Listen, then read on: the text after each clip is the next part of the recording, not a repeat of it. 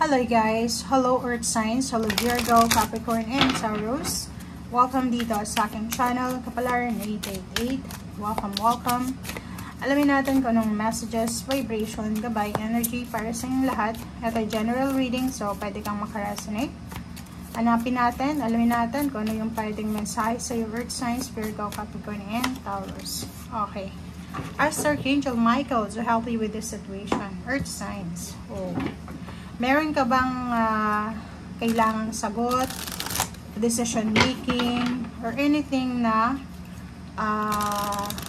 emotionally or sa inner self mo, marami kang mga pinagdadaan ng issue or marami kang mga hindi matuloy-tuloy na bagay.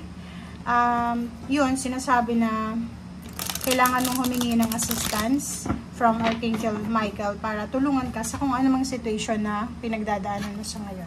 Okay? Chariot. Okay, Earth Signs. Nakikita ko sa Earth Signs na to na meron kayong movement na gustong gawin. Like yung iba gustong lumipat ng bahay, lumipat ng trabaho, bumalik sa dating ng trabaho, maghanap ng bagong trabaho, relationship, gustong umalis sa relationship na hindi na masaya. Yung iba gustong lumipat talaga ng bahay. Nakikita mo to. Yung iba gustong bumili ng sasakyan. Yung iba gustong magbenta ng sasakyan. Or anything na may movement. Parang nararamdaman mo na stagnant ka. Diba? Parang feeling mo, hindi mo gusto yung energy na nakapaligid sa'yo kasi parang hindi gumagalaw. Diba? Parang nasa calm water ka naman. Wala namang masyadong issue. Like mga heavy issues, ganyan, situation. Pero yung ano mo inner self, since your Earth Signs, mahilig kang mag-romanticize ng emotion mo. So, marami kang mga iniisip, overthinking na ikaw lang naman nakakaalam. Okay.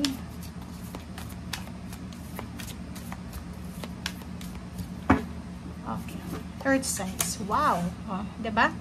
So, is confirmation na sa lahat ng area sa buhay mo, Earth Signs, gusto mo ng pagbabago. Gusto mong pumabor naman sa'yo yung tadhana. Gusto mong pumabor naman sa'yo yung situation. Gusto mong sa'yo naman yung focus, sa'yo naman yung limelight, yung spotlight ng universe. So, sa Wheel of Fortune, sinasabi na, since it's in a positive position, upright position, sinasabi na huwag kang masyadong mag-alala kasi may paparating na movement.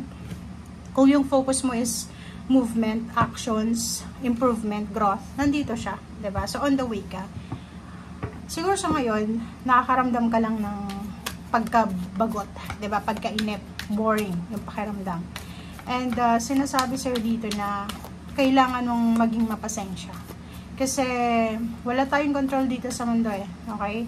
Unless Panginoon lang yung unless ikaw yung Panginoon, 'di ba? So ang sabi ng baraha sa'yo dito na kailangan mong maghintay, diba? Maghintay ka. Kasi ano lang tayo dito parang bisita lang, diba? Oh.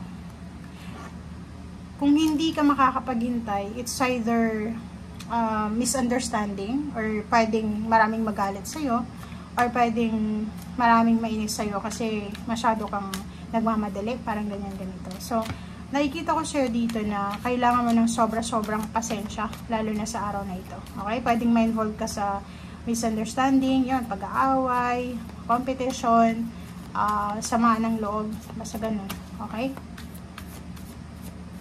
Ingatan mo yun kasi minsan sa emotion lang natin yun mga self-imposed na restrictions lang yung nilalagay natin sa ating sarili. Okay? So, itong Two of Swords, may iba talaga na sobrang confused ngayon.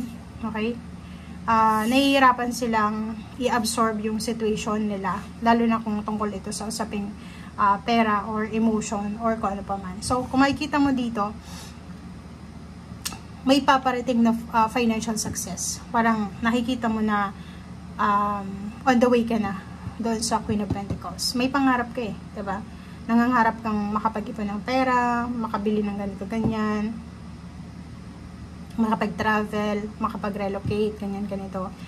And, kung makikita mo dito, on the way na, di ba, positive, may liwanag, on the way ka na, papunta doon sa kung anumang minamanifest mo, hinahangad mo sa buhay, lalo na yung magkamal ka ng salapi, di ba, yung mahawakan mo yung pera, yung lump sum na yan, makuha mo yung pagbabago. Lalo kung sa relationship, pwedeng sa relationship masyadong hindi maganda yung relationship mo eh. So sinasabi sa'yo dito na malapit na, but kailangan mong magpasensya. Okay? At ang Queen of Pentacles, sinasabi na if you're waiting for lump sum of money, stability sa financial, marami kang utang, pwedeng malapit mo nung mabayaran yan. And kung iniisip mo yung business, parang ganon, marami kang kakompetensya sa business ngayon, ginagaya lahat ng mga products mo, sinasabi ng Baraha, huwag kang mag-alala kasi parating na yung balanse sa buhay mo in movement.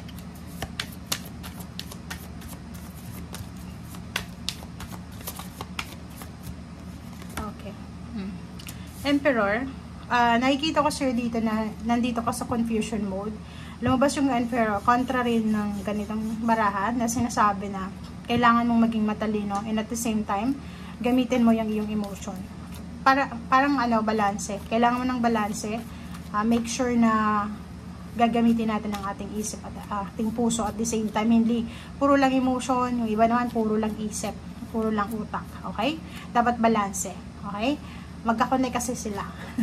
Diba? So yun, yung iba naman sa inyo, pwedeng nagmamanifest kayo ng salary increase, higher position, manager position, empowerment, diba? So nakikita ko sa'yo dito, lalo yung mga iba na mahilig pumasok sa politika, nagmamanifest kayo na manalo sa susunod na eleksyon o paano pa man. So nakikita ko sa'yo dito na ito yung purpose mo, or ito yung focus mo, kaso lang masyadong nagmamadali yung ikaw. Okay, na kailangan mo ng konting, dahan-dahan lang, konting slow motion muna. Okay? And yung Three of Pentacles, business. So, maraming mga iba sa inyo dyan na posibleng maraming gustong pasukan. Like business, part-time, full-time, parang ganon. Sinasabi ng Baraha sa'yo dito na yun nga, huwag kang magmamadali, huwag kang magpadalos-dalos. Okay, isipin mo mabuti. Ito ay para sa kakabubuti mo and hindi lang sa'yo, kundi sa mga tao sa paligid mo. Okay?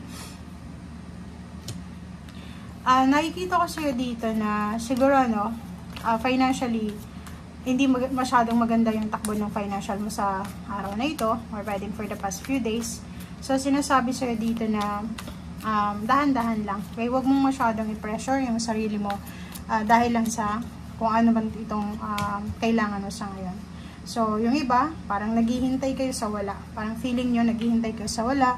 Yung ini-expect nyo is hindi nangyari. Or pwedeng yung expectation nyo is hindi yun yung nangyari. So, marami kayong expectation.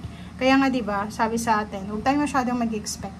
Huwag tayong masyadong maging advance. So, dito sinasabi na, ano man itong nagdadala sa'yo ng overthinking, hindi ka makatulog, pera man, relationship, sakit, or anything, sinasabi na huwag kang mag-alala kasi on the way ka na sa change, transformation, alchemy. Okay? Thank you guys. Bye!